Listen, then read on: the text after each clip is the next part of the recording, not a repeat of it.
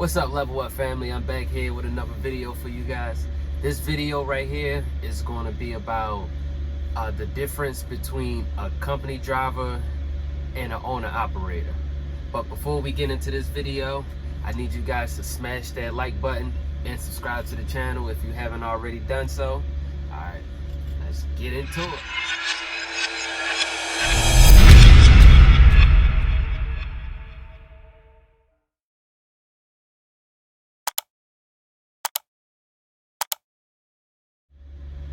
Alright, now, I just want to make this clear. A company driver or owner operator, I'm not saying that anyone is better than the other, because they both have their ups and downs with it. So I'm just going to go based off of my experience with it, you know, because I started off as a jockey, but then I moved up to driving the trucks for a company and did that for a couple months, and then I went on to buying my own truck. Now, I would say, you know, the good thing about a company driver, you know, is that you have less responsibilities. You know, all you really had to do is just jump in the truck, just run, do your route, you know, unload. If you got touch freight, you unload it and you bring the truck back, and that's it. You go home for the end of the day. Well, so if you are owner operator, unlike a company driver already has guaranteed work from their company. A owner operator, you know, you had to find your work. If you don't have your work planned out the day before, then you got to wake up that day, you got to find work. You got to jump on a load board, you know, call a couple brokers up, or you got to do something that you can find loads, that you can make some money and get some work for that day. So that's just like one good thing about being, you know, a company driver. And also, as being a company driver, you have, you know, you got less responsibilities. You don't have to worry about if the truck break down, you out there on the road, hey, you call your boss up, you know, hey, I'm on 95 or 495 or something, my truck broke down, yeah, come get me. And they could send out, you know, they could send out roadside assistance, or they could send out another driver that'll just bring you the truck, and then they just put you in another truck so you can finish your route, you know, and you can keep on going on about your day, finishing that route for that company. But if you're on an operator, if you have a fleet, then you could probably do that. But if you don't have a fleet, then, you know, you only got one truck, that truck breaks down, like, that's it. Your business is held to a stop right there until you get that truck back up and running. Also, another good thing about being a company driver is that you're a W-2 employee. So you have taxes taken out of your check. So you don't have to worry about, you know, putting money to the side. Well, depending on how much that you make a year with that business, you might have to put some to the side, but you won't have to put as much to the side as you would if you was an owner operator. Owner operators at 1099, so it's absolutely no taxes taken out. So we have to put money to the side each time we get money, or each week, each month or something. You have to put money to the side, because when it's time to do those taxes, owner operators have to pay out for the taxes, because we don't have taxes taken out of our paychecks, out of our 1099s. Now, I would say here are some cons about being a company driver. Now, some cons about being a company driver is you may, depending on what job you at. The job I was at, coming out from being a jockey to jumping in a truck, you know, I didn't really get to pick where I wanted to go, which routes I wanted. You know, I just had to take what was left over on the board, basically the hand-me-downs. The people who've been at the company longer, they got the best routes, the shorter routes that paid the most money. Me, I got the longer routes, you know, that really didn't pay, which, as far as I was driving, didn't pay good what I was driving. But as a company driver, you know, you had to work your way up that scale to get that. Whereas, so if you are an owner operator, you name your price on your loads.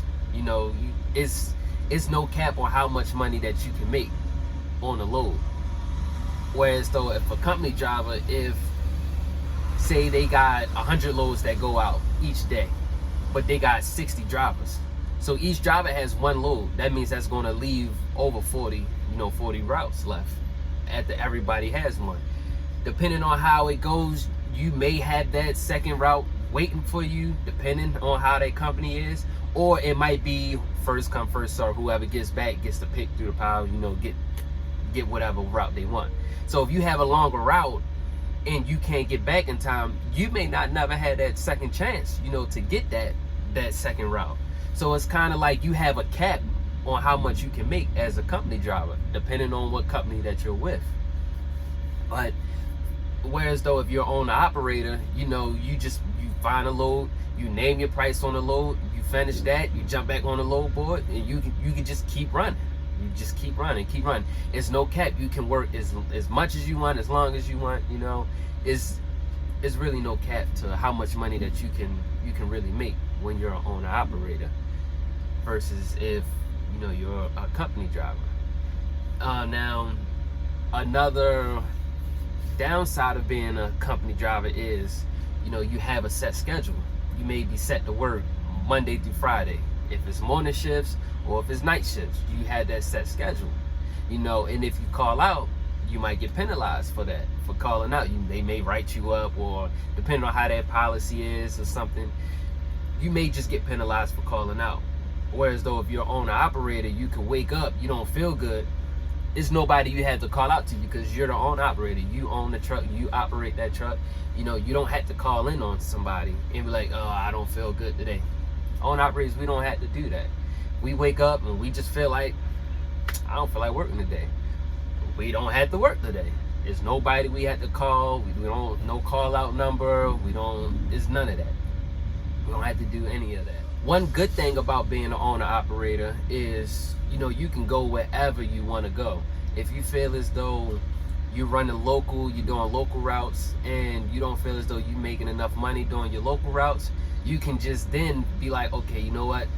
This right here isn't working for me, so let me try stretching out. Let me try running to this state, or let me cross a couple states and run a little more miles, But if you're a company driver, it's like you really can't do that. I mean, unless they have another set thing like that for that company. If they have other stuff that you can run, then that would be perfect, and that will work. That'll help you make some more money. But if they don't, you just really had to just take whatever it is that they have, what they have for you. Now, a downside of being an owner operator, I would say, is that you really have little to no help out here. You really have to learn to run and operate your business well. Your business is going to rely on you, on yourself, the owner operator. You have to do everything, unless if you have like a dispatcher, you already have a mechanic on standby, somebody, or you have somebody that's already been in the game for a couple years that can teach you. Unlike myself, I believe I'm the first truck driver in my family, so it wasn't too many people that I can go to get help on, getting knowledge about this industry. It's like I just jumped up and I just decided I wanted career change. I just wanted a career change, and I got my CDLs, and I jumped out there, worked at a company for 14 months, I think it was. 14 months I worked at a company, and I bought my truck. And I've been on my own ever since. Going on now, it's going on 10 months. I've been an owner operator now. So that's one of the good things, and that's what I would say for anybody that's wanting to get their CDLs or become who have their CDLs and want to be an owner operator. Start off at a company. Learn as much as you can at a company. Use them people there. Use their trucks to get your practice in. If you get your mess ups out the way, you can bang that truck up. It's all good. You can do that all under the company driver. Get that out the way, so once you become an owner operator, that's less of a deduction that you have to pay out of your pocket. Because if you tear your truck up, you paying for it. So always just start off at a company. That's what I would say.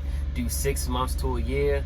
I know some people out here that got their CDLs and they just jumped out there and got their own truck. Not saying that's a bad thing. If you feeling confident that you can do that, or you have somebody guiding you, more props to you. Go ahead and do that. But for me, I would just think that it's best to 6 to 12 months at a company job, you know, and just learn as much as you can. Ask people questions, get enough time behind the wheel, driving time, get comfortable with that truck, you know. And if they have day cabs, just try to get comfortable with the day cabs, single axles, tandem axles, you know. Just try to get comfortable with everything, especially if you plan on being an owner operator and you getting a sleeper. That's a whole different ball game, because in a day cab you have your back window, but like you can see, it ain't no back window. That's one thing that I had to learn when I transferred over from being in a day cab. I was in a day cab, a single axle, and I bought the sleeper. When you blindside, you can look out your back window and all, but it's none of that. I can try to turn around and look. I see the bed, you know. That's all I see. So I had to get used to that. So try to get used to what you're willing to drive. So if you're going to become an owner operator and get a sleeper, try to drive trucks that are sleepers already, so you can get used to it. So when you get yours, you're already comfortable with it, and you're just good to go, and you just won't make no mistakes.